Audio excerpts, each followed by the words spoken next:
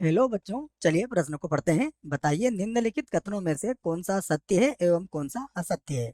और यहाँ पर हमें एक असमीका दी हुई है, x का मान शून्य या शून्य से अधिक।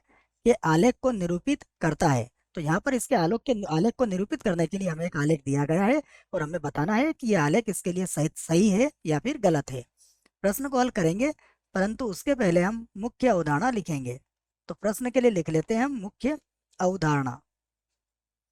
मुख्य अवधारणा में हम देखो, प्रश्न में हमें क्या करना है बच्चों, हमें प्रश्न में दे बताना है कि कथन सत्य है या फिर असत्य है। तो यहाँ पर हमें सत्य या असत्य की जांच करनी है। तो या तो हम सत्य की जांच करेंगे या फिर हमारा कथन क्या होगा, असत्य होगा। तो सत्य असत्य की जांच करना ये हमारी प्रश्न के लिए मुख्य अवधारणा हो गई। अब हम प्रश्न को हल करते हैं। यहाँ से देखिए, हमें जो असमीका दी है मैं उस असमीका को यहाँ पर लिख लेता हूँ। असमीका,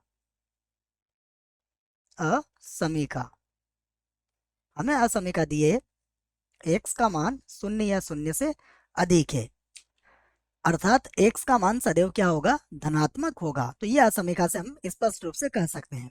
अब हम इससे संबंधित एक चित्र बनाते हैं, फिर हमें कुछ बातें और समझ में आएंगी। देखिए, ये मैंने बना लिया y अक्ष, ये हो गया हमारे लिए क्या, x अक्ष। तो ये तो x अक्ष हो गया, इसे बना दिया हमने y अक्ष। और ये हो गया हमारे लिए मूल बिंदु, इसको मैंने मूल बिंदु O से निरूपित कर दिया है।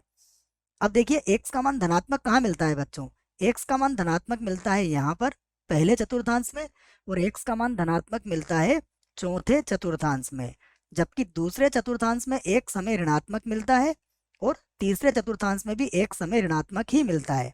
इसका अर्थ यह हुआ कि यदि हमें धनात्मक की बात करेंगे तो हमारा जो हल समुच्चय होगा या हल क्षेत्र होगा वो क्या होगा, धनात्मक। या तो प्रथम चतुर्थांश होगा या फिर चौथा चतुर्थांश होगा इस असमीका के लिए। तो जो असमीका दी गई है उसके लिए मैंने ये हल क्षेत्र यहाँ पर आपके लिए बना दिया है। तो यह असमीका का क्या कहलाएगा, यह असमीका के लिए हल क्षेत्र होगा।